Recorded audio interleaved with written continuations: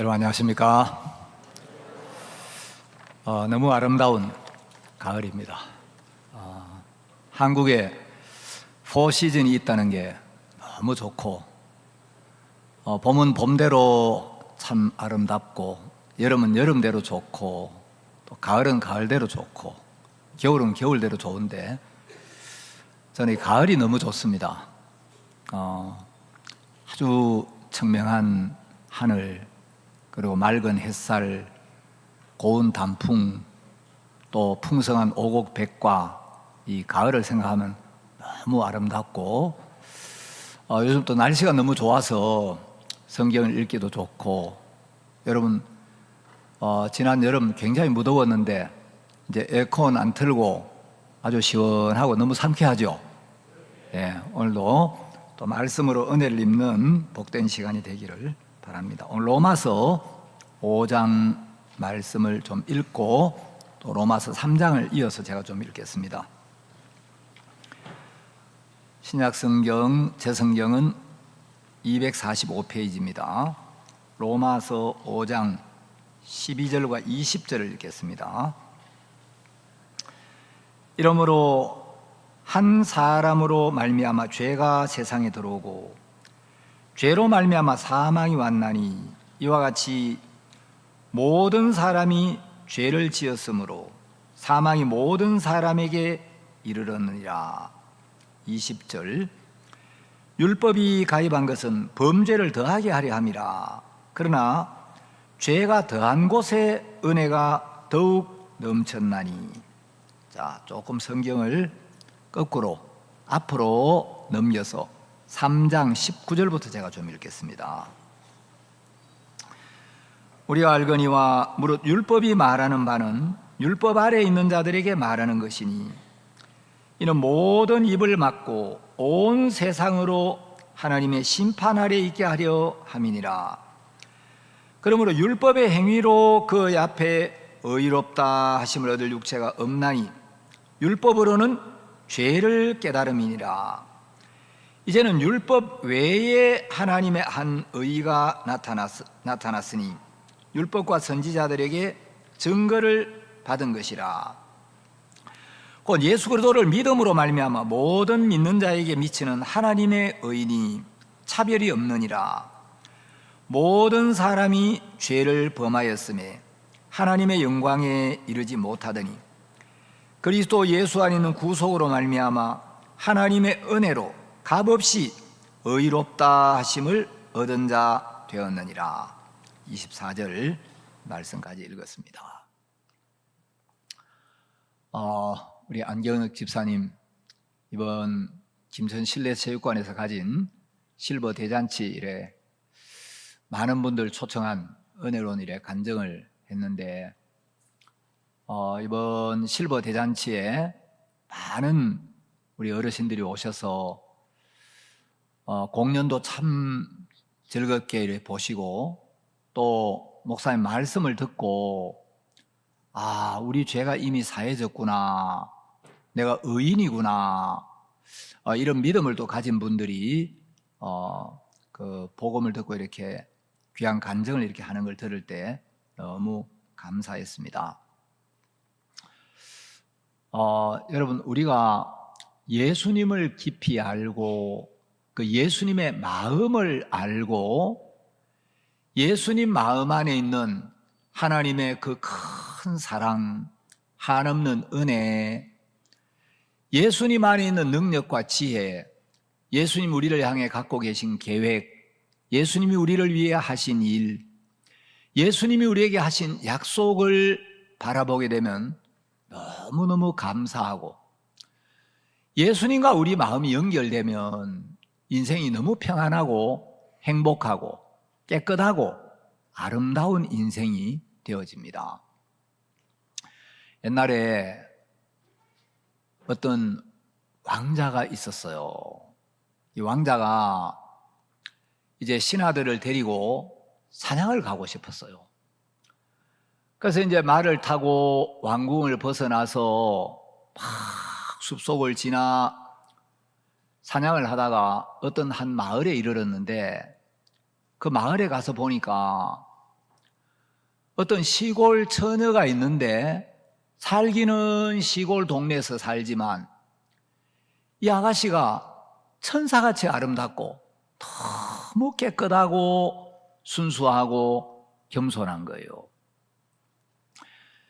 왕자가 왕궁에서만 살다가 왕궁 밖에 시골 마을에 와서 이 처녀를 보면서 너무 사랑스러운 거예요. 야, 사람이 어떻게 저렇게 아름다울 수가 있지? 저렇게 꾸밈 없이 순수할 수가 있지? 이 왕자의 눈에 이 시골 처녀가 천사처럼 아름답고 너무 사랑스러운 거예요. 아, 저런 아가씨를 아내로 맞이하면 얼마나 행복할까?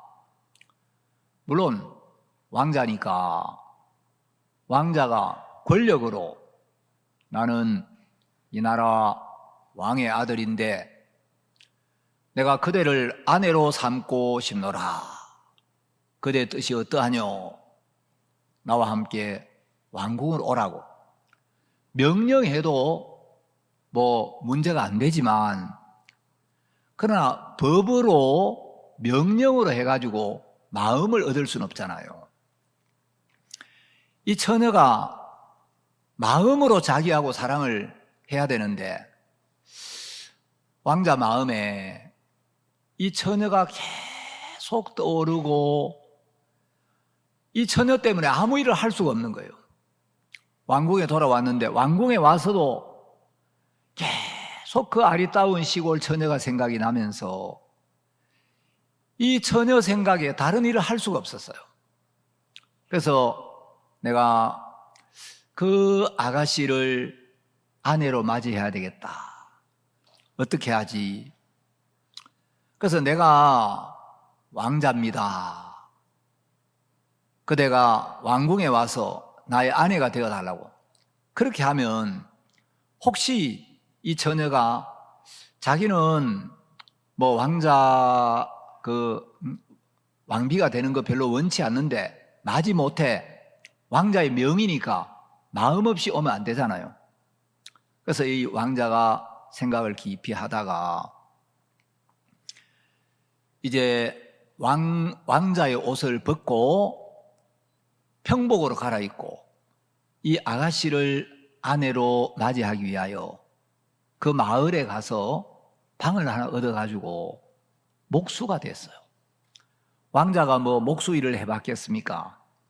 그래서 이제 목수 일을 하면서 그 나라 사람, 근데 그 마을 사람들과 마음도 나누고 그 동네 사람들 풍습도 익히고 그래서 마을 사람들과 굉장히 가까워지고 친해졌어요. 그리고 이제 이 아가씨와도 자연스럽게 이야기를 주고받으면서 아가씨도 마음이 열리고 왕자도 아가씨를 볼 때마다 너무 행복하고 기쁜 거예요. 그 여러 날이 지났는데 왕자하고 이제 동네 사람들도 굉장히 친해지고 또 사람들도 왕자를 좋아하고 왕자도 동네 사람들 보니까 사람들이 너무 순수하고 착한 거예요.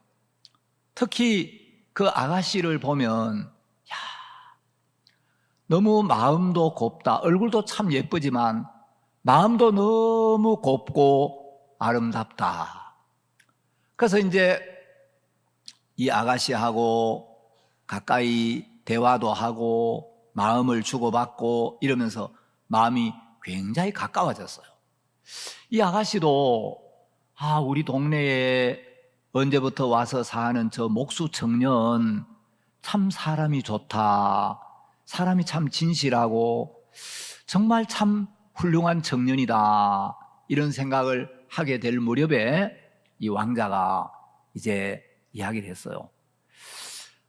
이야기를 하기 전에 내가 이 진심을 이야기하면 과연 이 아가씨가 내 진심 어린 사랑을 받아줄까, 받아주지 않을까 좀 걱정을 하면서 자기 마음을 이야기하게 됐습니다. 아가씨, 내가 정말 아가씨를 너무 사랑하는데 내가 아가씨하고 결혼하고 싶습니다. 근데 사실은 내가 지금 목수처럼 보이지만 내가 이 나라의 왕자입니다.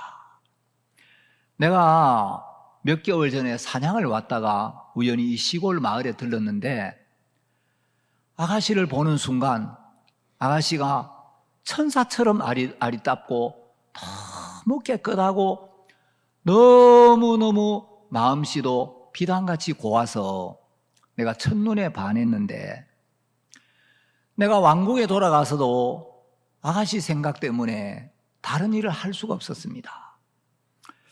내가 왕자니까 그대는 왕궁으로 들라.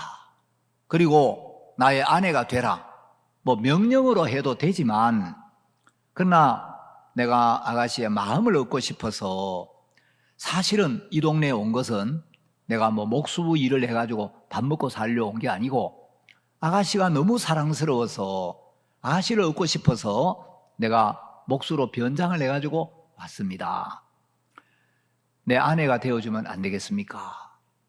그러니까 이제 왕자의 신분으로 만나면 부담스러운데 그동안 목수 오빠처럼 지낸 거예요. 그러니까 너무 편하고 자연스럽게 이야기를 해오던 터라 아이고 그랬느냐고 세상에 왕자님이셨느냐고 저도 왕자님 사랑해요. 좋아요. 근데 저 같은 시골 처녀를 세상에 왕자님의 아내로 맞이하려고 세상에 내가 뭐라고 왕복을 벗고 목수의 옷을 갈아입고 우리 이 시골 마을에까지 오다니 고맙습니다. 그래가지고 두 사람이 결혼해서 행복하게 살았답니다. 여러분 별로 이야기가 재미가 없어 보이네요. 예. 그래서 이 아름다운 사랑 이야기를 하면 막 눈이 반짝반짝하고 이럴 줄 알았는데 예, 행복하게 살았다 하니까 이제 그냥 한번 웃고 마시는데 여러분 바로 예수님이 이 왕자 같은 분이에요. 예수님은 하늘에 계신 하나님의 아들이시거든요. 만왕의 왕이시고 이 천지와 만물과 모든 것을 창조한 창조주 하나님의 영광스러운 아들이신데 그 하나님의 아들이 그 권세와 능력과 영광이 충만한 예수님이 우리가 뭐라고 우리를 사랑하셔서 우리를 당신의 신부로 맞이하기 위하여 예수님이 인간의 몸을 입고 이 인간 세상에 찾아오셔서 인간이 되신 거예요. 여러분, 인간과 마음을 나누려면 인간 세상에 와서 인간의 모습으로 오셔야 되잖아요. 예수님이 이 땅에 오셔서 우리를 위하여 사시고 우리를 위하여 죽으시고 우리를 위하여 부활하셔서 지금도 우리와 함께 계시는데 하나님은 성경에 사랑이라고 기록되어 있습니다. 여러분, 하나님의 마음 안에는 사랑과 은혜와 인자와 긍휼이 가득 차 있어요. 근데 하나님의 성품은 사랑만 있는 게 아니고 하나님은 공의로우신 재판장이기도 하셔요. 하나님의 대표적인 성품이 사랑과 공인데 하나님 우리를 깊이 사랑하시고 정말 우리를 한결같이 사랑하시지만 하나님은 거룩하시고 공의로우시기 때문에 죄를 사랑할 수는 없어요. 하나님은 인간의 영혼을 깊이 사랑하시지만 죄는 싫어하셔요. 그래서 우리가 하나님을 만나려면 성경에 하나님을 만날 수 있는 방법이 딱 한 가지가 기록되어 있어요. 구약에 보면 하나님을 보고 살 자가 없다라고 기록되어 있습니다. 여러분, 부정한 죄인이 거룩한 하나님을 대면하게 되면 바로 죽는데 그러면 우리는 죄 많은 인생인데 이 죄 많은 인간들이 어떻게 거룩한 하나님을 만날 수가 있나? 우리가 어떻게 하면 하나님을 볼 수가 있지? 저는 밥 먹고 나면 틈날 때마다 성경을 읽어요. 그래서 시간 날 때마다 성경을 읽고 생각해보고 또 다른 성경을 찾아보고, 시간이 좀 나면 제가 히브리어 잘 모르지만 히브리어로도 한번 찾아보고 헬라어로도 찾아보고 영어도 찾아보고 국어사전도 찾아보고 한자도 찾아보고, 그래서 주일날 여러분들이 오실 때마다 어떻게 하면 꽁보리밥을 안 먹이고 맛있는 잡곡밥을 만들어 먹일까, 오늘은 찰밥을 해 먹일까, 잡곡밥을 해 먹일까 연구를 하는 거예요. 근데 하나님 우리를 사랑하시는데 우리는 죄가 있기 때문에 하나님을 만날 수가 없어요. 근데 어떻게 하면 하나님을 볼 수가 있지? 자, 마태복음 5장 8절에 보면 하나님을 볼 수 있는 사람이 딱 기록이 되어 있어요. 어떻게 해야 하나님을 볼 수가 있나? 자, 마태복음 5장 8절 한번 봅시다. 마음이 청결한 자는 복이 있나니 저희가 하나님을 볼 것이며. 어떤 사람이 하나님을 본다고요? 마음이 깨끗한 사람, 마음에 있는 모든 죄를 깨끗하게 씻고 죄 사함을 받아서 마음이 깨끗하게 되고 의롭게 되고 거룩하게 된 사람이 하나님을 보게 된다는 거예요. 여러분, 모태신앙이라도 집사가 되고 장로가 되고 목사가 되고 교단의 총회장이 되어도 방언을 하고 병이 낫고 귀신이 나가고 환상을 보고 입신을 하고 천사를 만나도 마음에 죄가 있는 사람은 하나님을 본 적이 없는 사람입니다. 교회를 열심히 다니고 주일을 지키고 헌금을 하고 봉사를 하고 금식을 하고, 여러분 그렇게 한다 할지라도 마음에 죄가 있는 사람은 절대로 하나님을 볼 수가 없어요. 그러니까 죄인은 하나님을 본 적이 없는 사람이에요. 그래서 우리가 하나님을 보려면 내가 죄를 깨닫고 마음에 있는 모든 죄를 홀이라도 남김이 없이 깨끗하게 씻어야 되는 거예요. 그래서 이제 하나님은 우리를 사랑하시는데, 여러분 하나님이 사람을 지으신 목적은 하나님과 사랑을 나누기 위하여 사랑의 대상이 필요했어요. 전도서 3장 11절에 보면 하나님이 모든 것을 지으시되 때를 따라 아름답게 하셨고 또 사람에게 영원을 사모하는 마음을 주셨느니라.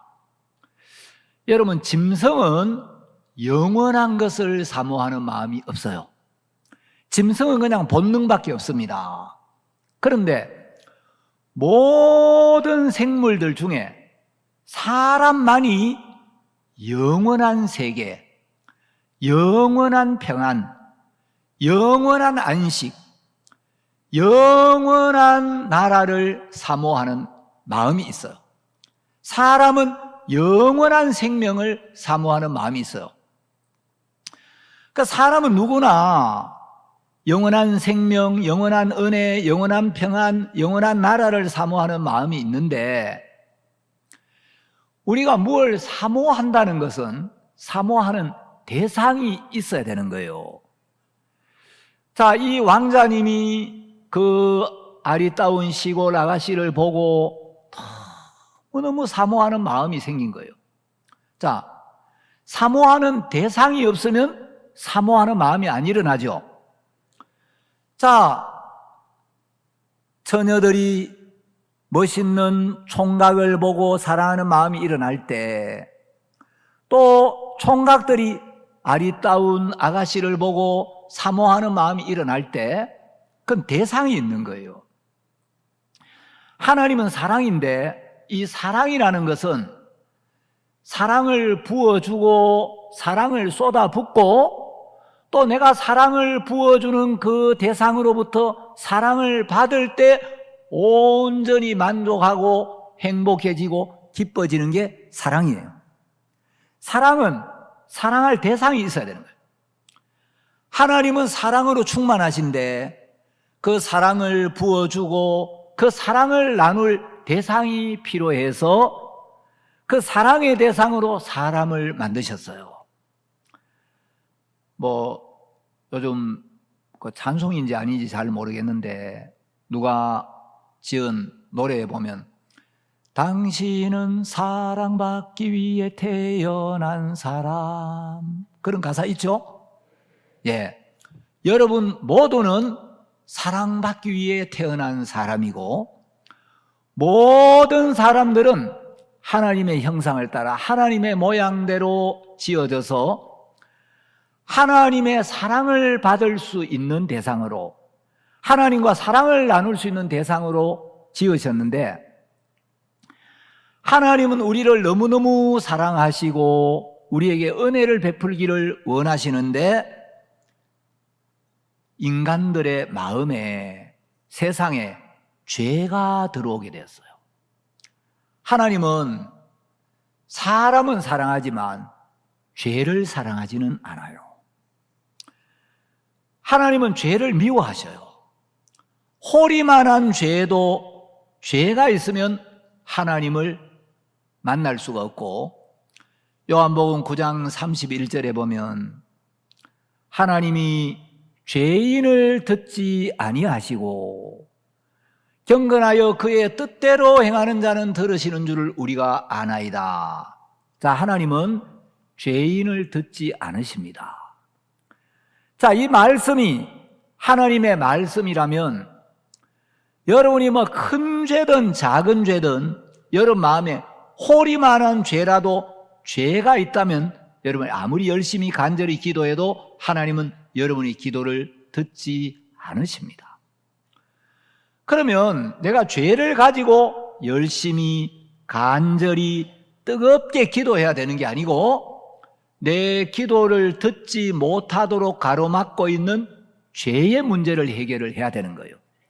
하나님과 나 사이에 가로막힌 죄가 처리가 되고 이 죄를 깨끗하게 씻고 내가 의롭게 되어야 한다. 그래서 죄인이 하나님의 은혜를 입어서 하나님의 말씀을 받아들여서 마음에 있는 모든 죄를 깨끗하게 씻고 죄가 하나도 없는 의인이 됐을 때 이걸 보고 구원받는다 또는 거듭난다라고 이야기를 해요. 자, 이 구원이란 말의 뜻은 건져낸다라는 뜻입니다. 성경에는 구원이란 단어가 굉장히 많이 나오는데 구원이라고 표현을 한 경우도 있고 또 어떨 때는 건져낸다라고 표현한 경우도 여러 군데 있어요. 자, 골로새서 1장을 한번 봅시다. 골로새서 1장 13절.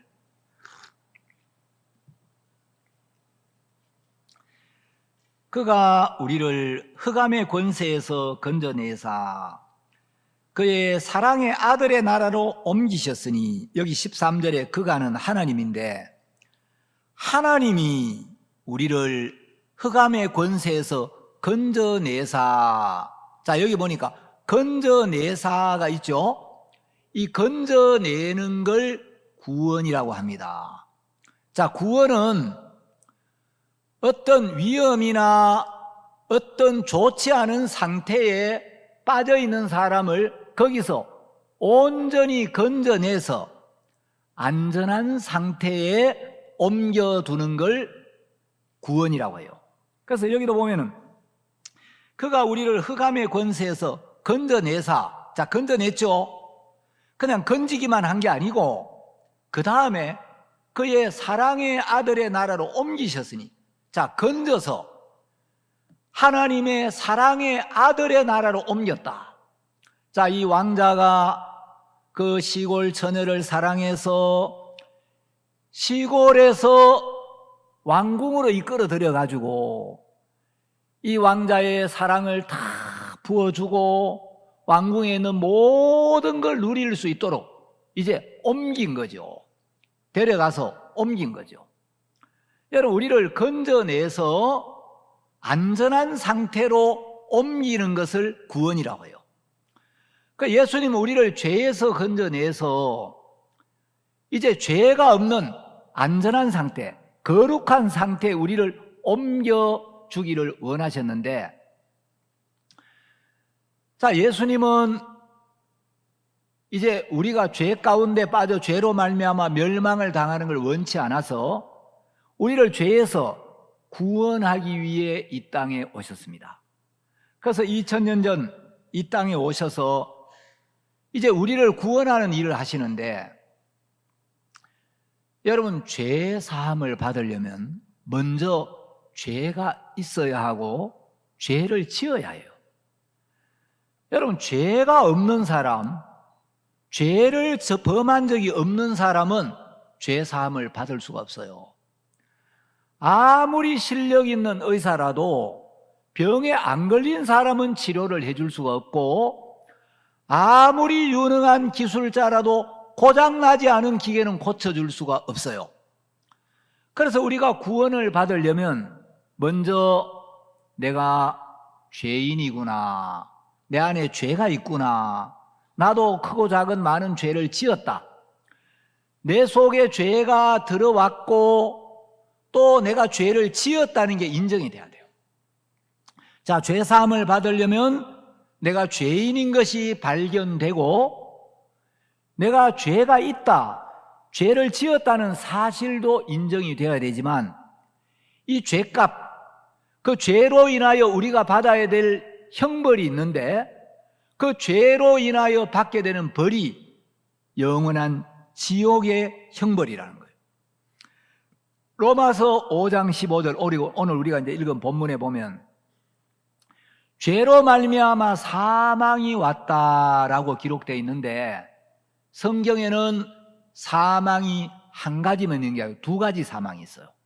자, 요한계시록 20장을 한번 펴보겠습니다. 요한계시록 20장 6절에 보시면, 이 첫째 부활에 참여하는 자들은 복이 있고 거룩하도다. 둘째 사망이 그들을 다스리는 권세가 없고. 여기 둘째 사망이 나오죠? 나옵니까? 자, 또 계시록 20장 14절을 보겠습니다. 사망과 음부도 불못에 던지우니 이것은 둘째 사망 곧 불못이라. 여기 보니까 또 둘째 사망 곧 불못 이렇게 나오죠. 자, 둘째 사망이 나옵니다. 자, 21장 8절을 보겠습니다. 21장 8절에 보시면, 그러나 두려워하는 자들과 믿지 아니하는 자들과 흉악한 자들과 살인자들과 행음자들과 술객들과 우상숭배자들과 모든 거짓말하는 자들은 불과 유황으로 타는 못에 참여하리니 이것이 둘째 사망이라. 자, 여기는 둘째 사망이 불과 유황으로 타는 못, 불못이라는 거죠. 자, 둘째 사망이 나오는 걸 보면 첫째 사망이 있겠죠? 첫째 사망이 없이 둘째 사망이 있을 수가 없겠죠? 그러면 첫째 사망은 뭐냐? 자, 하나님이 사람을 지으실 때 흙으로 우리의 몸을 만드셨고, 흙으로 만든 물질로 구성된 이 육체 안에 하나님의 형상을 닮은 영혼을 넣어주셨어요. 그러니까 사람은 육체와 영혼으로 이루어진 존재예요. 우리가 살았다는 것은 이 육체 안에 영혼이 머물고 있는 상태를 살았다라고 이야기합니다. 죽음이란 건 육체와 영혼이 소멸되는 걸 말하는 게 아니고, 육체 안에 머물고 있던 내 영혼이 육체를 떠나가는 거예요. 영혼이 육체를 빠져나가고 영혼이 육체를 떠나가는 걸 죽음이라고 하는데, 사람들은 눈에 보이는 육체는 살았다, 죽었다 잘 아는데, 영혼의 세계는 눈에 안 보이니까 영혼이 떠나고 나면 영혼이 어디로 가는지를 모르는 거예요. 자, 육체를 떠난 영혼이 어디로 갈까? 이것은 우리 인간을 지으신 하나님의 말씀 안에만 확실한 답이 있어요. 여러분, 공자님의 책을 암만 읽어봐도 사람이 죽고 난 뒤에 영혼이 어디로 가니 그건 절대 답이 없어요. 이거는 유명한 철학자의 이야기나 유명한 과학자의 이야기를 읽어서 답을 얻을 수 있는 게 아니고 인생을 만드신 하나님의 말씀 안에만 확실한 답이 있고 이 말씀만이 유일한 답이에요. 우리가 사람이 죽으면 돌아가셨다라고 합니다. 왜 죽음을 가리켜 돌아가셨어요? 죽음은 돌아가는 거예요. 여러분, 돌아간다는 말은 왔던 대로 다시 간다 이 말이죠. 자, 선생님 오늘 어디서 오셨습니까? 전 비산동에서 왔습니다. 그러면 이분이 비산동에서 오셨으면 예배를 마치고 나면 비산동으로 다시 가시겠구나. 왔던 대로 가는 걸 돌아간다라고 해요. 왜 죽음을 가리켜서 돌아가신다고 하느냐? 죽음은 왔던 대로 가는 거예요. 돌아가는 거예요. 그러면 인생도 왔던 곳이 있고 가는 곳이 있는데, 여러분, 우리가 열심히 사는 것도 좋고 잘 사는 것도 좋고 오래 사는 것도 좋지만 인생이 어디서 왔다가 어디로 가는지를 정확하게 알고 사는 게 중요해요. 옛날에 어떤 사람이 명절에 고향을 가려고 버스 정류장에 왔어요. 정류장에 차가 여러 대 서 있는데 시간이 막 간당간당한 거예요. 차가 곧 떠날 것 같고 막 차를 놓칠 것 같아가지고 막 달려와가지고 버스를 탔는데 열심히 타고 가다 보니까 자기 고향으로 가는 행선지를 확인하고 타야 되는데 가다 보니까 차가 엉뚱한 데로 가는 거예요. 이 차 어디로 가는 거예요? 자기 고향과 상관없는 데로 가는 거예요. 나중에 보니까 앞차 뒷문으로 타야 되는데 뒤차 앞문으로 탄 거예요. 여러분, 열심히 달려와가지고 차를 타기는 탔는데 여러분, 차를 타는 것도 중요해요. 그러나 더 중요한 건 행선지를 확인하고 타야 된다는 거예요. 이 차가 어디 가는 차입니까? 부산 가는 차입니다. 대전 가는 차입니다. 부산을 가야 되는데 부산 가는 차 뒷문으로 탄다고 탔는데 대전 가는 차 앞문으로 탔어요. 그러면 여러분 엉뚱한 데로 가겠죠. 자, 인생이 어디로 가는지를 정확하게 알려면 어디서 왔는지를 알아야 돼요. 왜냐하면 인생은 왔던 대로 가기 때문에 비산동에서 오신 분은 비산동으로 가고 신암동에서 오신 분은 신암동으로 가고 대명동에서 오신 분은 대명동으로 가겠죠. 그러면 인생은 어디서 왔냐? 우리 육체는 하나님이 흙으로 만드셨기 때문에 우리 육체는 영혼이 떠나면 흙으로 돌아갑니다. 우리 영혼은 영원하신 하나님께로부터 왔기 때문에 영혼이 육체를 떠나면 하나님께로 돌아가요. 하나님 앞에 서게 돼요. 그리고 하나님의 심판을 받게 된다고 성경은 이야기를 합니다. 히브리서 9장 27절에 보면 한 번 죽는 것은 사람에게 정하신 것이요 그 후에는 심판이 있으리니. 여러분, 사람은 누구나 한 번은 다 죽도록 하나님이 정해놨어요. 왜? 모든 사람에게 죄가 들어왔고 그 죄의 죄의 삭시 사망이기 때문에 모든 사람에게는 다 죽음이 따라오게 됐어요.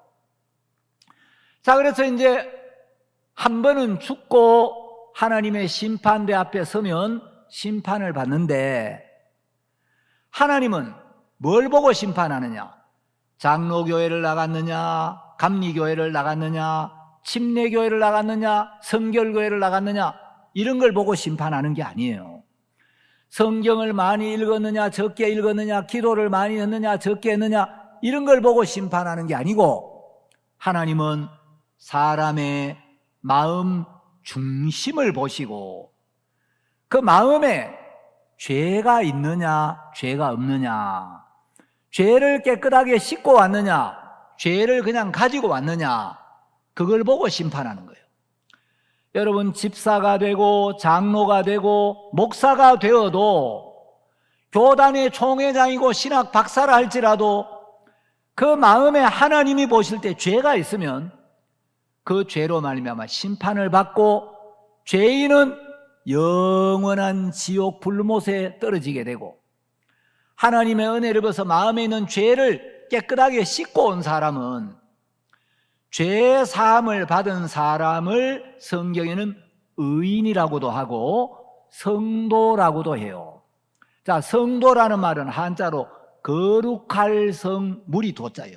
거룩한 무리. 여러분, 교회 나오는 사람은 그냥 교인이에요. 자, 교인과 성도는 다른 말입니다. 여러분, 죄를 가지고도 얼마든지 교회를 나올 수 있어요. 죄인이 교회를 나오면 그 사람은 그냥 교회 다니는 사람, 교인일 뿐이에요. 그런데 마음에 있는 죄를 깨끗하게 씻고 의롭게 되고 죄 사함을 받아서 마음이 깨끗하고 의롭게 되고 거룩하게 된 사람을 가리켜서 성도라고 합니다. 자, 이제 성경에는 첫째 사망, 둘째 사망이 있는데, 첫째 사망은 육체와 영혼이 없어지는 게 아니고 육체 안에 머물고 있던 내 영혼이 육체를 떠나 이제 영혼과 육체가 분리되는 거예요. 그래서 성경에서 죽음은 육체와 영혼의 분리를 의미하는 거지 소멸이라는 뜻이 아니에요. 자, 그러면 이제 육체를 떠난 영혼은 어디 가느냐? 하나님 앞에 갑니다. 왜? 하나님께로부터 왔기 때문에 왔던 대로 돌아가는 거예요. 그래서 하나님의 심판을 받고, 마태복음 25장에 보면 죄인은 영벌에, 영원한 형벌을 받는 지옥 불못으로 들어가고, 죄를 씻은 의인은 영생을 얻고 하나님 아버지의 나라로 간다고 성경에 기록이 되어 있어요. 자, 우리가 왜 죄 사함을 받아야 되냐? 이 죄 때문에 그냥 육체의 죽음으로 끝나고 마는 게 아니고, 우리가 영혼이 육체를 떠난 뒤에 죄가 있으면 심판을 받고 그 죄값으로 내 영혼이 영원한 지옥 불에 들어가서 나오지도 못하고 죽지도 못하고 영원히 고통을 받고 형벌을 받기 때문에 이 죄를 깨끗하게 씻어야 하는 겁니다. 사람들은 에이, 죽으면 끝이야, 죽으면 그만이지. 여러분, 자기가 죽어봤는가?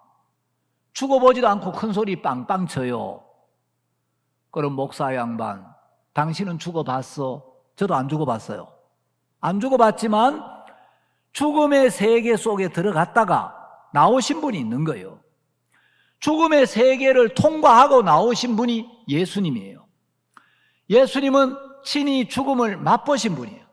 그리고 죽음을 이기고 승리하셨기 때문에 예수님은 십자가에 못 박혀 죽으시고 사망을 이기고 부활하신 분이기 때문에 죽음 너머의 세계에 대하여 확실하게 이야기해 줄 수 있는 권위와 자격을 가지고 있는 겁니다.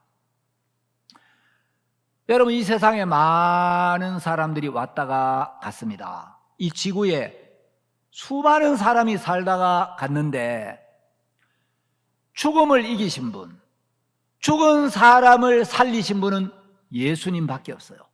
예수님은 생명이시기 때문에. 자, 우리가 사람이 죽으면 타계하셨다 이런 말 쓰죠. 왜 죽음을 가리켜 타계하셨다라고 하지? 다른 나라는 타국이라고 하죠. 다른 고향은 타관, 다른 사람은 타인이라고 해요. 타계는 뭐겠습니까? 다른 세계. 타계하셨다는 건 이 세계가 아닌 타계, 다른 세계로 갔다는 거예요. 여러분, 왜 죽음을 가리켜 돌아가셨다, 타계하셨다 이런 표현을 쓰느냐면, 옛날부터 사람들이 이 죽음을 관찰하면서 어제까지 걸어다니고 말도 하고 일도 하고 노래도 하고 화도 내던 사람이 오늘 뻣뻣하게 여기 누워 있는데 뭐가 달라졌지? 몸은 그대로 있는데 이 몸 안에 있던 영혼이 떠난 거구나. 영혼이 세상을 떠난 거구나. 그래서 이 영혼이 육체를 떠나 타계, 다른 세계로 들어간 거예요. 육체가 타계로 간 게 아니고 영혼이 다른 세계로 떠난 거예요. 자, 이제 우리 영혼이 하나님을 이제 이 육체를 떠나면 하나님 앞에 서게 되고 하나님의 심판을 받습니다. 그런데 성경은 세상에 죄가 없는 사람이 아무도 없다는 거예요. 자, 오늘 우리가 읽었던 로마서 5장 12절에 보면 이러므로 한 사람으로 말미암아 죄가 세상에 들어오고, 그 다음 뭐라고 되어 있냐면 죄로 말미암아 사망이 왔나니. 여러분, 이 죄의 결과, 죄의 형벌이 얼마나 무서운지, 이게 얼마나 심각한지를 깊이 깨달은 사람은 마음을 낮추고 하나님의 은혜와 긍휼을 구할 수밖에 없어요. 근데 사람들이 교만해져서 죄가 있는데도 죄를 부끄러워하고 죄를 슬퍼하고 죄를 죄로 여기지를 않는 거예요. 여러분, 이 죄 때문에 내 영혼이 영원한 멸망으로 가는데도, 영원한 지옥에 가는데도 사람들이 하나님을 두려워하지 않고, 에이, 뭐 죽으면 그뿐이지, 뭐 죽으면 그만이야, 죽으면 한 번 죽지 두 번 죽나. 여러분, 두 번 죽지 않기 때문에 이걸 진지하게 생각을 해야 되는 거예요. 우리가 뭐 죽었다가 다시 살아나고, 죽었다가 10번도 살아나고 100번도 살아나가지고 또 죽을 수 있고 또 죽을 수 있다면 아이까지 뭐 한 번 죽지 뭐 그럴 수 있지만, 여러분, 한 번 태어났다가 한 번밖에 살 수 없는 인생이고 한 번 죽으면 다시는 돌이킬 수가 없기 때문에 우리는 우리 영혼의 문제에 대하여 진지하게 깊이 생각을 해야 되는 거예요. 자, 마태복음 10장 28절 한번 봅시다. 마태복음 10장 28절에 보면 예수님께서 몸은 죽여도 영혼은 능히 죽이지 못하는 자들을 두려워하지 말고 오직 몸과 영혼을 능히 지옥에 멸하시는 자를 두려워하라. 여러분, 성경을 잘 보세요. 여기 보면 지옥을 두려워하라는 게 아니고, 물론 지옥도 무섭죠. 자, 뭘 두려워하라 그랬냐? 몸을 죽이는 거, 그거 두려워할 거 못 된다는 거죠. 그것보다 더 무서운 게, 몸은 죽여도 영혼을 능히 죽이지 못하는 자들은 두려워하지 말고, 몸을 죽이는 거, 그것도 두렵기는 한데 그건 진짜 두려운 일에 비하면 두려운 일이 아니라는 거예요. 오직 몸과 영혼을 능히 지옥에 멸하시는 자를 두려워하라. 사람들은 귀신 이야기하면 두려워하고, 여러분, 지옥 이야기하면 무서워하는데 성경은 귀신이나 지옥을 무서워하라는 게 아니고 지옥에 멸하시는 자, 몸과 영혼을 지옥에 멸하시는 자를 두려워하라는 거예요. 여러분, 교도소가 무섭습니까? 교도소에 집어넣는 사람이 더 무섭습니까? 교도소가 있어도 교도소에 집어넣는 사람이 없으면 그건 별 문제가 안 돼요. 근데 사람들은 교도소는 두려워하면서 교도소에 집어넣는 사람을 두려워하지를 않는 거예요. 여러분, 우리가 지옥에 갈 때는 우리가 편의상 영혼이 지옥 간다고 하지만 방금 읽은 마태복음 10장 28절을 보면 지옥은 영혼만 가는 게 아니에요. 몸과 영혼을 능히 지옥에 멸하시는 자. 지옥은 영혼만 갑니까? 몸도 갑니까? 영원히 죽지 않는, 영원히 고통을 받는 몸을 입혀가지고 지옥에 들어가고, 우리가 천국에 갈 때도 영혼만 가는 게 아니에요. 하늘나라 갈 때는 영원히 죽지 않는, 늙지 않는, 병들지 않는, 생로병사를 겪지 않는 신령한 몸을 입고 하늘나라에 간다라고 성경에 기록이 되어 있어요. 자, 이제 죄가 있으면 영원한 지옥으로 떨어지기 때문에 죄 사함을 받아야 되는데, 여러분, 우리는 우리의 죄를 해결할 능력이나 방법이 없습니다. 사람들이 최선을 다해 살려고 애를 써요. 근데 냉정히 말해서 최선을 다해 사는 것도 사실은 불가능해요. 최선을 다하려는 원함은 있고 최선을 다해 살아보려고 각오도 하고 어느 정도 노력은 하지만 실제 최선을 다해 하루하루를 사느냐? 그건 안 됩니다. 여러분, 하나님의 율법은 인간의 최선을 요구하는 게 아니고 완벽을 요구해요. 내가 최선을 다해도 완벽할 수는 없어요. 그래서 율법은 100점 아니면 빵점밖에 없어요. 여러분, 율법을 지켜서 내가 의롭게 되려면, 십계명이나 율법을 지켜서 의롭게 되려면 내가 태어나서 죽을 때까지 율법의 모든 규정을 단 한 가지도 단 한 번도 어기지 않고 완전 무결하게 지켜야 의롭게 돼요.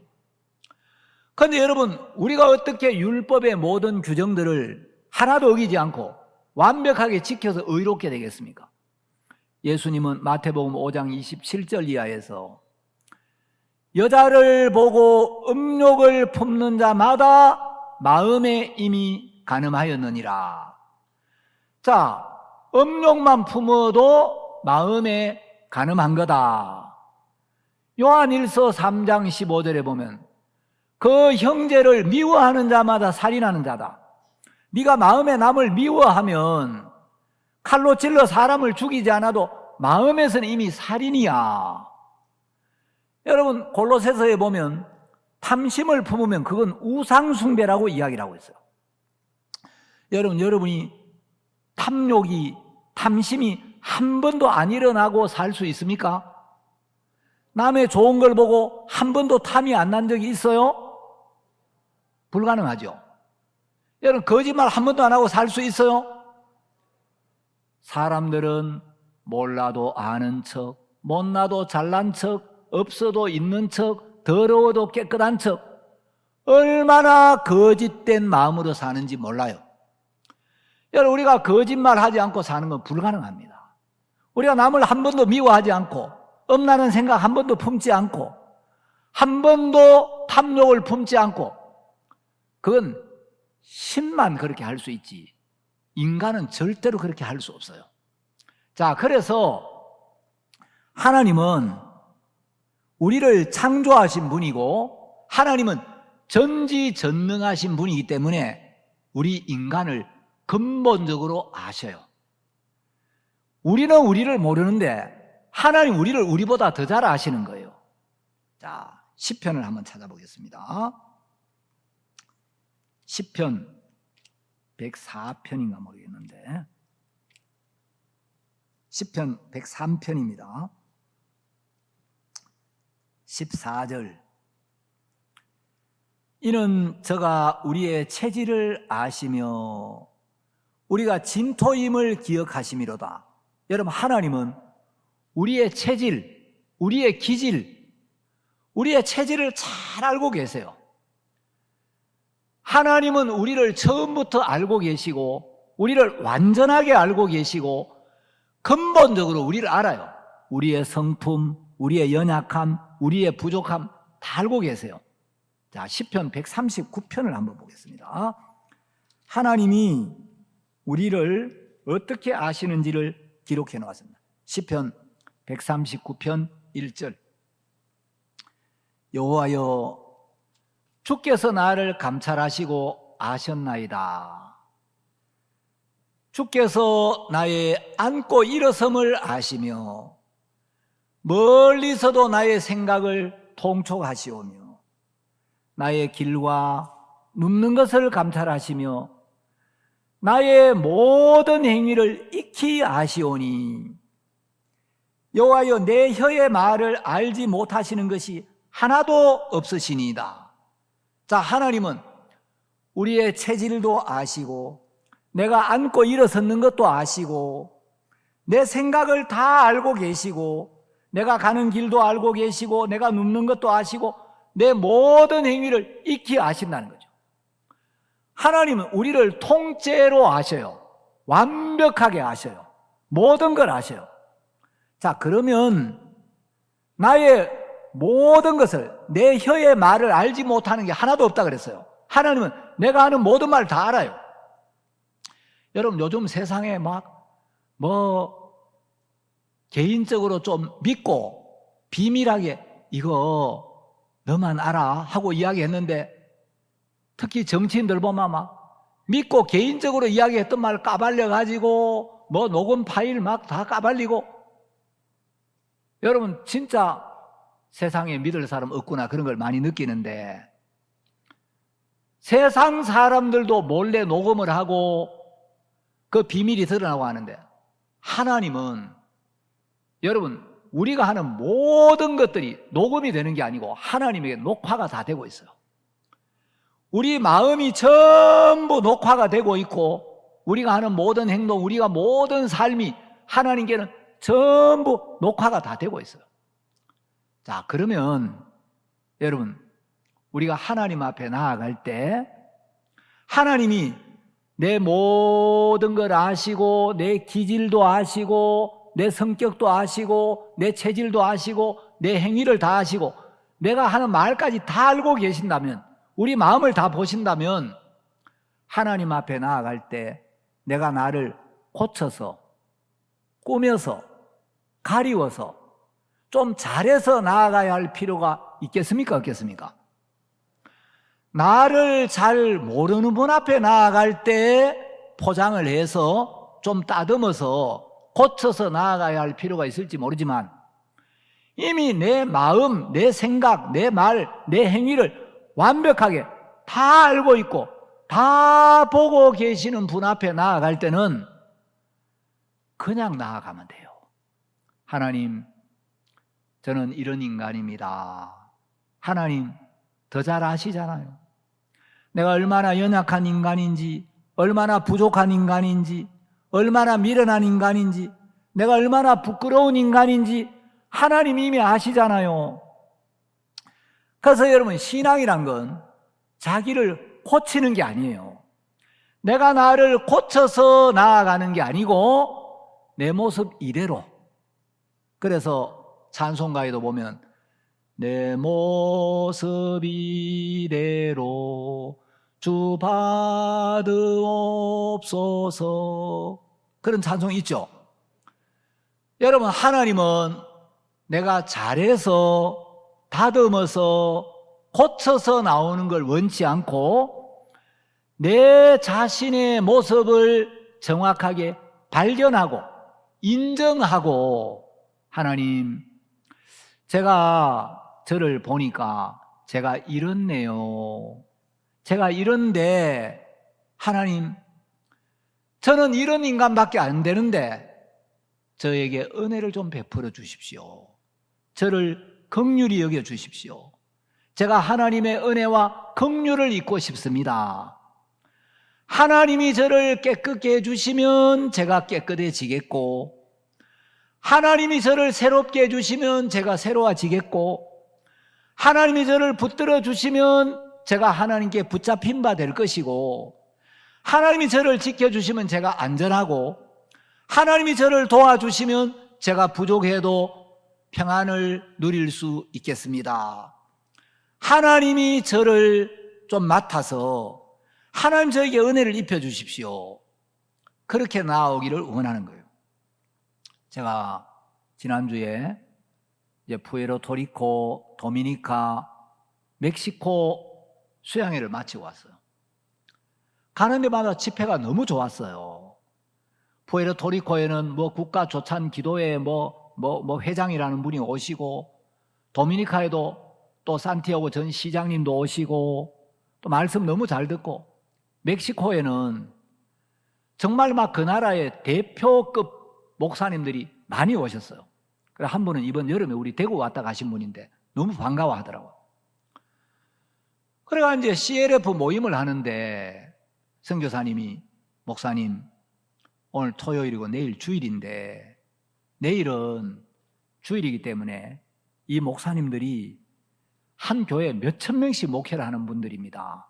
그래서 내일은 자기들 교회 주일 예배를 드려가야 되기 때문에 내일은 아마 참석자가 좀 줄 겁니다. 아, 그러냐고. 토요일 날 제가 복음을 쭉 전했어요. 목회자들이 말씀을 너무 잘 듣는 거예요.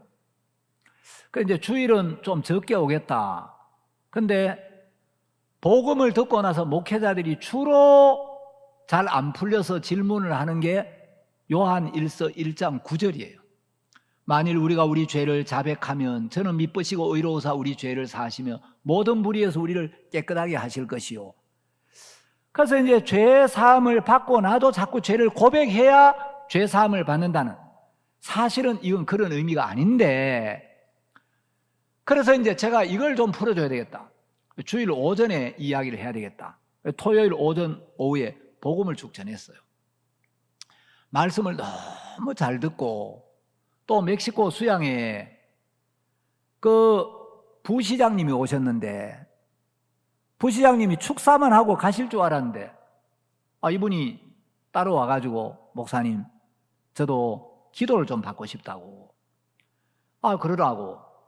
그래서 제가 이제 부시장님 기도도 하고, 그래 이분이 뭐 잠깐 이야기했는데 마음이 열려가지고 앞으로 행사할 때 행사장이 필요하면 한 2,500명 정도 이렇게 모이는 행사장은 언제든지 우리 시에 이야기하라고 장소를 빌려주겠다고. 주일날이 됐는데 주일날 목회자들이 거의 다 왔어요. 토요일에 왔던 분이 많이 빠질 거라 그랬는데 이분들이 막 말씀을 듣고 너무 좋아가지고 주일날 자기 예배를 부목사님한테 맡기고 거의 다 참석을 한 거예요. 제가 너무 감사했어요. 그래서 제가 이제 비행기를 타고 오면서 이 좋은 복음, 이 귀한 말씀, 비행기 타고 오면서 내가 옛날에 영화도 한 번씩 보고 했는데 이제 영화 보지 말고 좀 기도하고 말씀 읽고 이런 시간을 많이 가져야 돼요.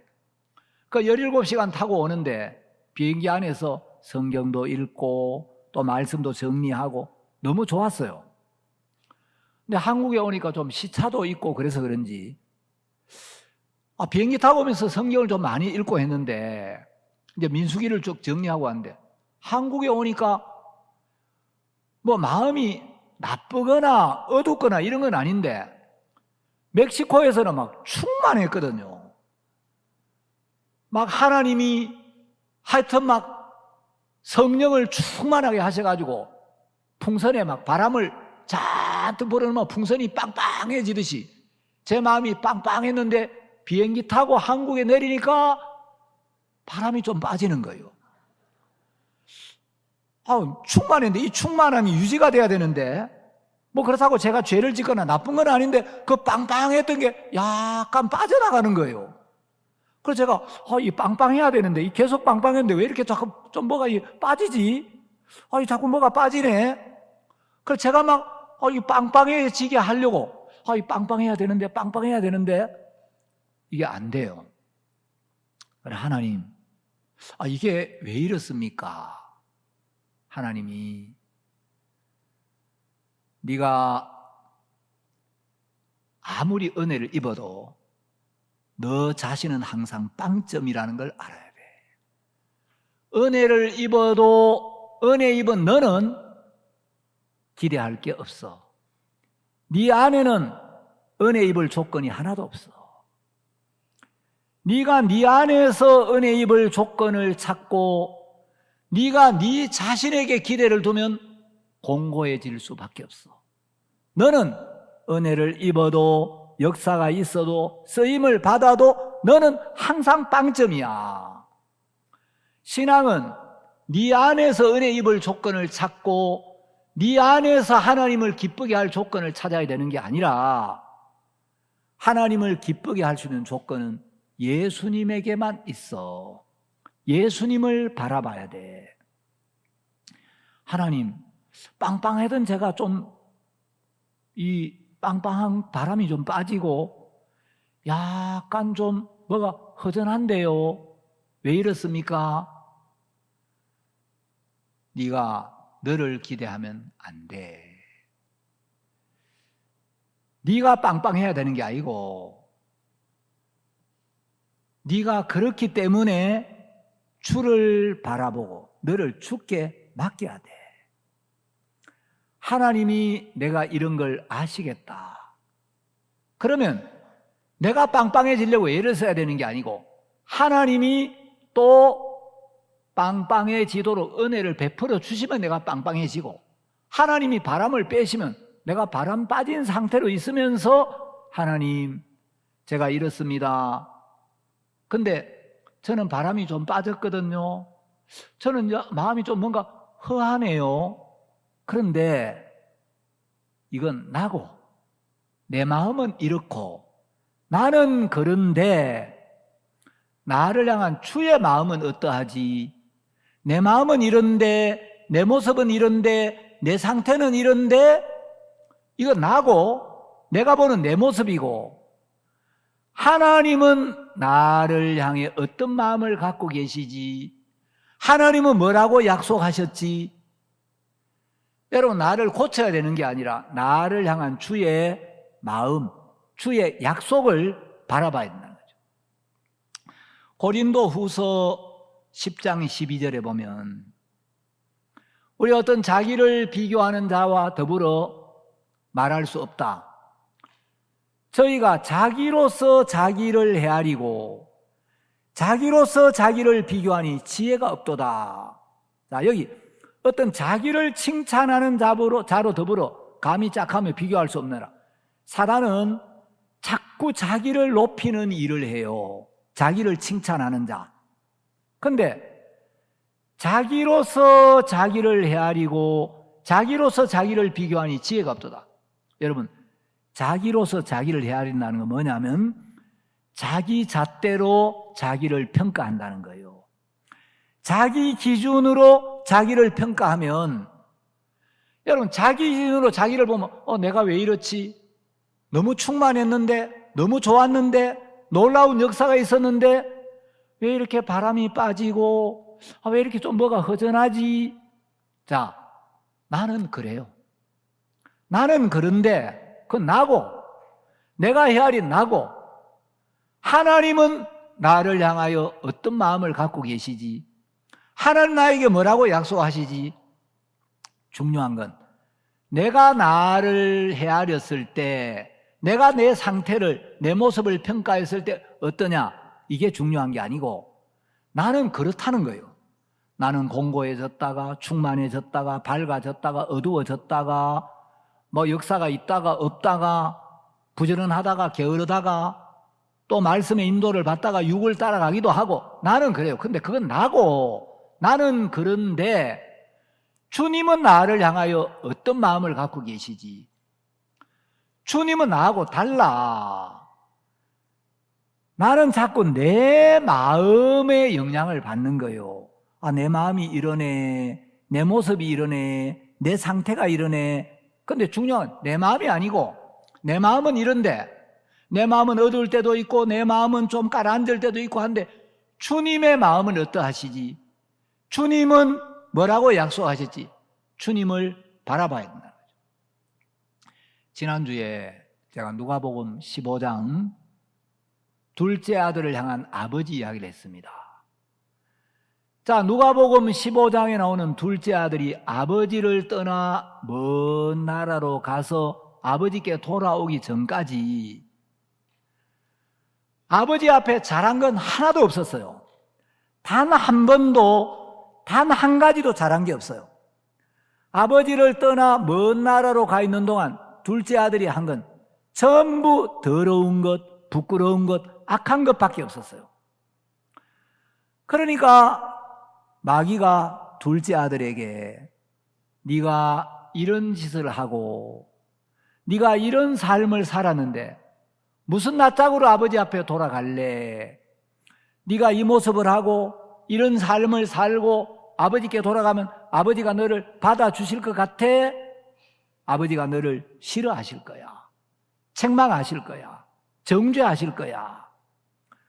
자, 이 사단이 넣어주는 생각은 우리 마음에 너무 잘 맞는 생각이에요. 그런데 성경을 보면 둘째 아들이 자기로서 자기를 헤아리니까 아버지가 나 같은 인간, 받아주실 리가 없을 거야. 아들 취급도 안 하실 거야. 근데 여러분, 이 누가복음 15장을 영어로 보면은 굉장히 은혜롭게 되어 있어요. 자, 15장 21절을 보면, 자, 누가복음 15장 21절을 봅시다. 아들이 가로되 아버지여 내가 하늘과 아버지께 죄를 얻었사오니. 자, 여기 이제 죄를 얻었사오니, 이게 영어로는 I have sinned against heaven 해가지고, against는 이제 이 하늘을 거역하여, 그래서 내가 하늘과 아버지께 죄를, 하늘을 거역하고 아버지 앞에 죄를 지었다는 거죠. 그러니까 지금부터는 아버지의 아들이라 일컬음을 감당치 못하겠나이다. 요 21절이 자기로서 자기를 헤아리고 있는 둘째 아들의 마음입니다. 자기가 자기를 보니까 나는 아버지의 아들이라 일컬음을 감당치 못하겠나이다. 면목이 없습니다. 자격이 없습니다. 그런데 여러분, 아주 중요한 단어가 하나 있어요. 21절 끝에 하나. 자, 둘째 아들은 그런 생각에 사로잡혀 있는데, 둘째 아들의 마음은 이런데 감당치 못하겠나. 하나.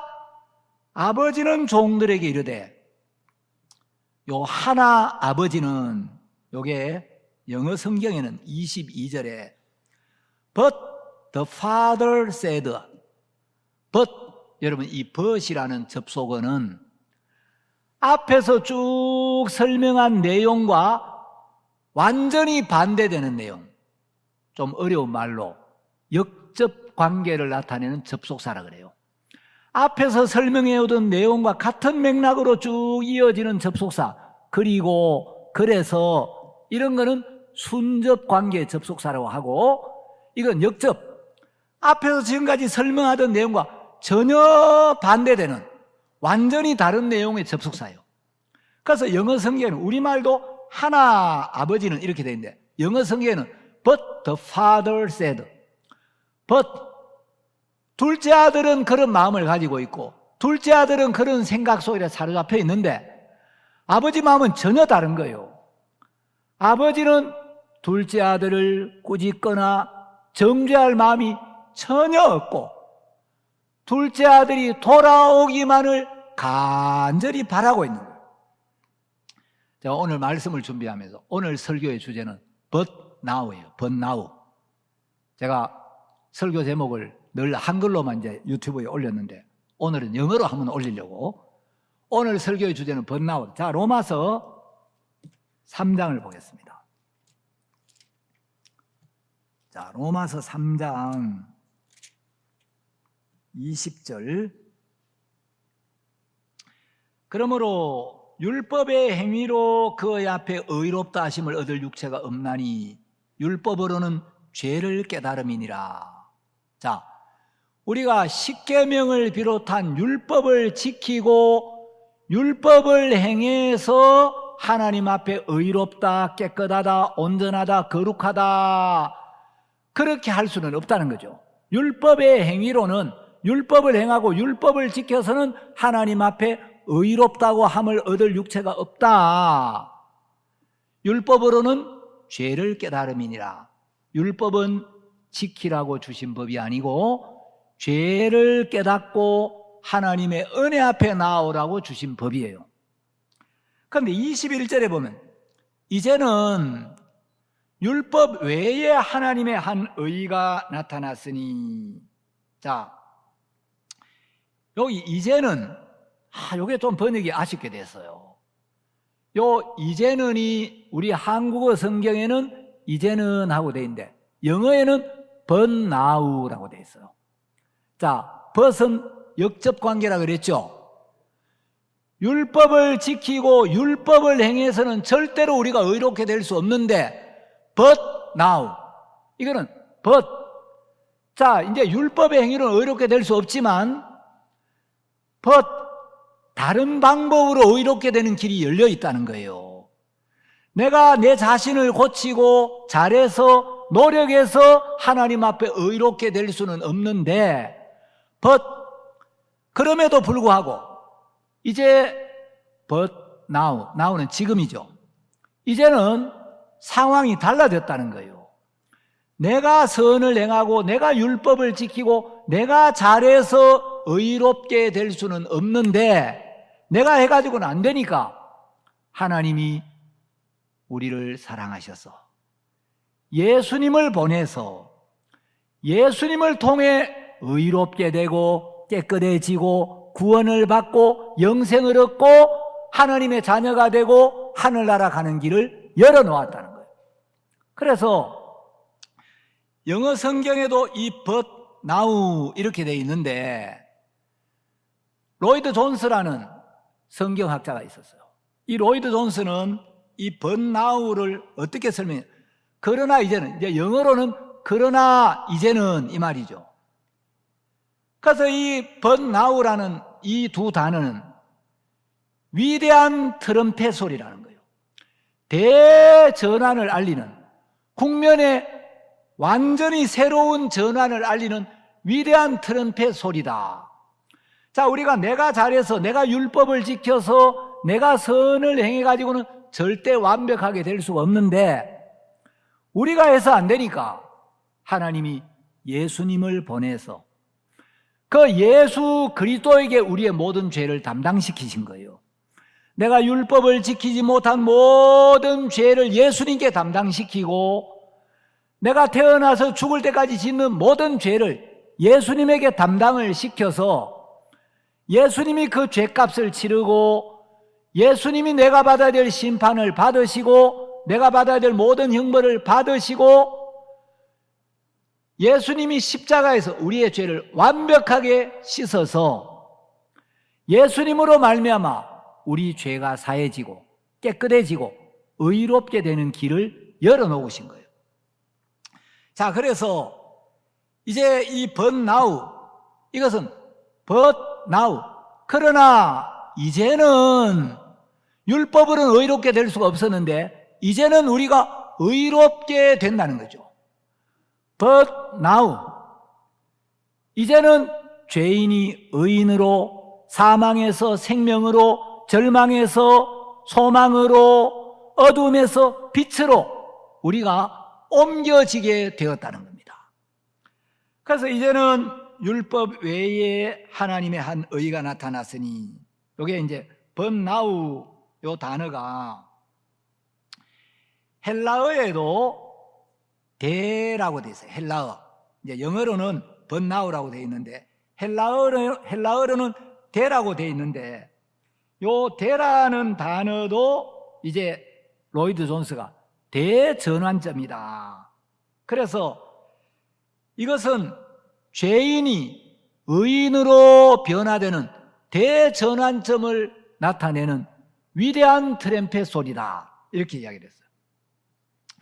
자, 이제는 율법 외에 하나님의 한 의가 나타났으니 율법으로 말미암지 않고 예수님의 공로로 하나님의 은혜로 십자가에서 우리의 모든 죄가 영원히 씻어졌고 용서가 되었고 이제 예수님으로 말미암아 하나님 앞에 의롭게 되어서 우리가 하나님 앞에 담대하고 당당하게 나아갈 수 있는 길이 열렸다. 그래서 요 이제 성경을 보면 벗이라는 접속사를 전후해서 그 이전은 우리가 율법의 행위 아래에 있었는데 이제는 예수님으로 말미암아 하나님의 은혜 안에 들어오게 되었다. 자, 로마서 8장 1절에도 보면 그러므로 이제 그리스도 예수 안에 있는 자에게는 결코 정죄함이 없나니 그러므로 이제 하는 단어가 있죠. 요 이제도 영어로는 now라는 의미예요. 자, 이제는 지금은 now 그러니까 이제 전하고 달라졌다는 거죠. 자, 그러므로 이제 요 이제라는 단어가 헬라어에는 뉘이라는 단어예요. 뉘 아이를 뉘인다 할 때고 뉘에다가 뉘인데 이제는 요 뉘이라는 단어를 제가 찾아보니까 이게 신약 성경에 한 140번쯤 나오는데 주로 바울 서신과 히브리서에 많이 나와요. 그래서 이 뉘인이 헬라어로 어떤 의미인가 제가 설명을 찾아봤더니 현재의 시간이 과거의 시간과 대립되는 또는 이전의 상황과 대립되는 상황에 쓰이는 단어다, 이렇게 설명이 되어 있어요.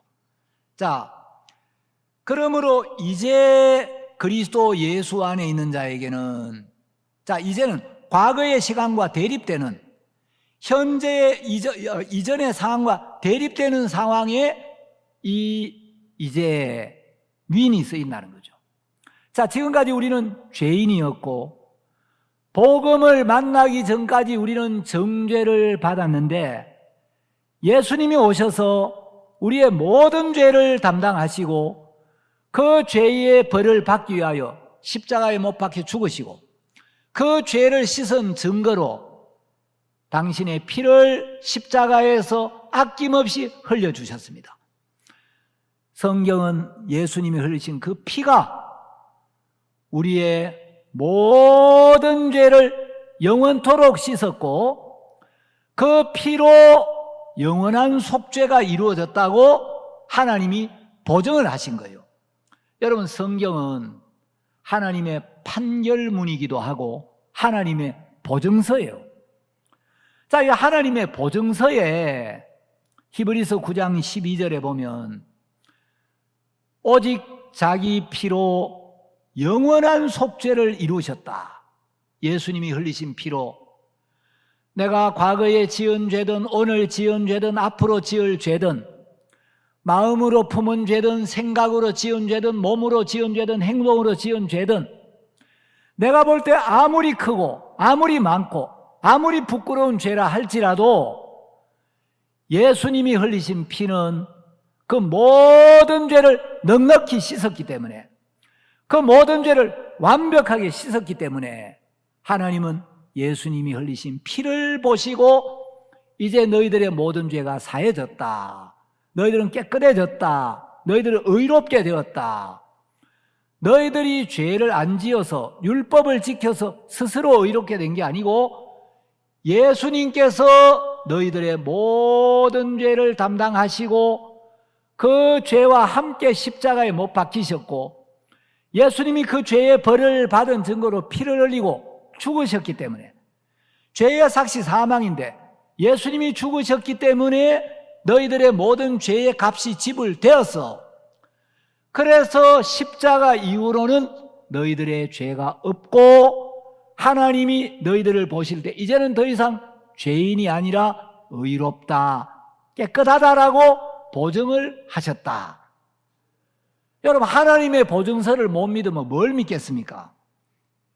그래서 여러분, 이 성경을 읽어보면 우리는 정말 연약하고 부족하고 허물 많은 인생들이었는데 하나님이 우리가 아무리 우리 자신을 고치려고 잘하려고 죄를 안 지으려고 각오하고 계획하고 노력해도 안 된다는 걸 아시고 너희들이 애를 써야 되는 게 아니라 예수를 믿어.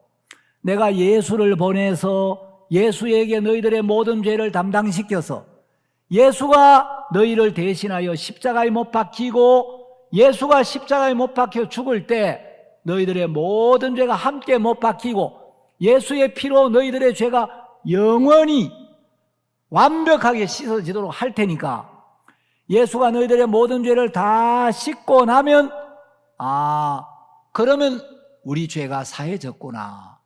예수님의 은혜로 내가 의롭게 됐구나. 내가 깨끗해졌구나. 이제 하나님이 나를 더 이상 정죄하지 아니하시는구나. 그래서 로마서 8장 1절에 그러므로 이제 그리스도 예수 안에 있는 자에게는 결코 정죄함이 없나니 이제 이 예수님의 공로를 받아들이고 우리 죄를 완벽하게 씻었다는 이 약속을 믿는 자에게는 결코 정죄함이 없다. 어떠한 경우에도 죄를 인정하지 않는다. 또 우리가 살다가 실수하고 허물이 나타날 때가 있어요. 그럼 양심의 가책을 받기도 해요. 그러나 그 죄도 예수님이 십자가에 못 박으셨고 그 죄도 씻으셨기 때문에 나는 죄를 지으면 가책을 받고 또 하나님 앞에 좀 부담이 생기고 거리낌이 생기지만 그건 내 마음이고 나는 이런데 성경은 뭐라고 하시지? 하나님 뭐라고 약속하시지?